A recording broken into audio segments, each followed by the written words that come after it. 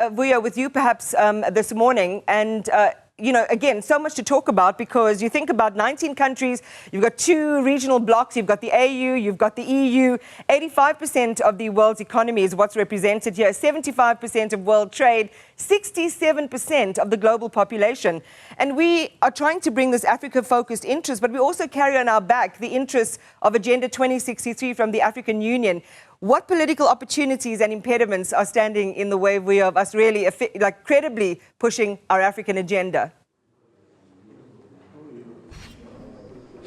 In fact, Iman, one of the promises that the president made in Brazil a couple of weeks ago was that it was going to be a different G20 where instead of focusing in the main on the leaders, the heads of state, who will form part of the summit come November next year. Of course, there'll be a build-up. Several meetings, hundreds, literally over 200 meetings will be taking place over the next year, but culminating, of course, in that heads of state summit, which will be held in Gauteng. But one of the benefits that the president promised the people of the continent, but the developing world generally, at that summit when he was making his acceptance speech after President Lula da Silva handed over the reins to him, was that it'll take the kind of character we saw in the 90s, building up to, of course, our landmark elections in 1994, which is to involve everyone who has a stake in the future that will be discussed at that summit. But someone's going to explain a little before I release him, because he's got to go literally in a minute, because he still has to go and brief the president. And that's the DG of the Department of International Relations, Zane Dangor. The question that people are asking is, what's going to be different with this G20? It's going to be different, but it's not unique. You see, what Brazil has started was a break with what the G20 normally does. It's just heads of government and bureaucrats speaking to each other. What Brazil did was brought the engagement groups closer, and they introduced the notion of what is called a social G20, where the people most affected by the policies we make and implement were making policy with us. So the C20, which is Civil Society 20, the Think 20, which is the think tanks, universities, Labour 20, but generally civil society and the formations of civil society participated, presented to the Sherpa Drac what they thought would be the important issues. And given our own history of participation and our own culture of participation, the president thought we should amplify that, follow on from Brazil's steps, and ensure that the voices of the people who are affected by the policies we make are part of this G20. So we will be doing that as well.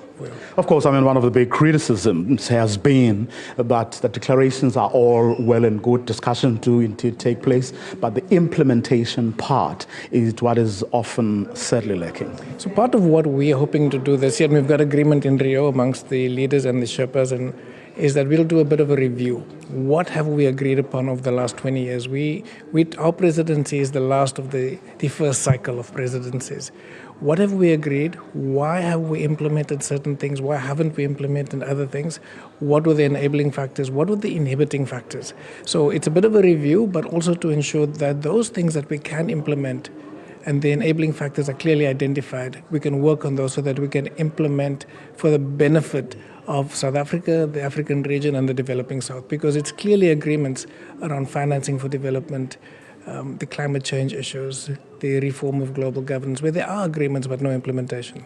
One of the elephants in the room, talking about the issues you're talking about now, climate agenda 63 that we're carrying as South Africa, as part of the continent as well, is that many of the people who are there, the influential countries and figures, have a different stance on these matters compared to, say, South Africa's or the African Union, which is also now part of the G20. And add to that the fact that South Africa will be handing over to the United States of America.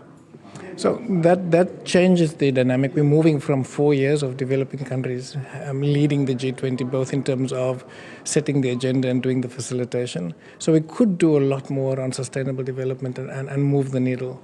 What we are hoping to do through this review is ensure that the needle doesn't get stuck when we end, that we can actually set up a review that identifies these are the key priority issues we've agreed to over the last 20 years, particularly over the last 5 years. What are the modalities for implementation so that we don't get stuck where a new presidency comes in, sets up new priorities and jettisons whatever else has been agreed to before. Of course, I can't let you go without asking this one, the geopolitics. 20 years ago, 15 years ago, 10 years ago, even there wasn't the kind of dynamic you are seeing currently, whether we're talking about the Middle East, whether we're talking about the Ukraine-Russia situation, and add to that again the fact that we are deeply involved in the Middle East situation through the ICJ court process. Look, what we've done is we've managed to shape the agenda since at least New Delhi, where we got countries to agree on what are the principles that we can all agree on. And those principles emerge from the UN Charter, international law, whether it's Ukraine or Palestine. And we've forged agreement around the principles. Because politics can be nebulous, but the legal frameworks are more definite. And that's what we've done, and we'll continue to do that. Zane Dangor, let me release you. Thank you very much for your time. Really appreciate it.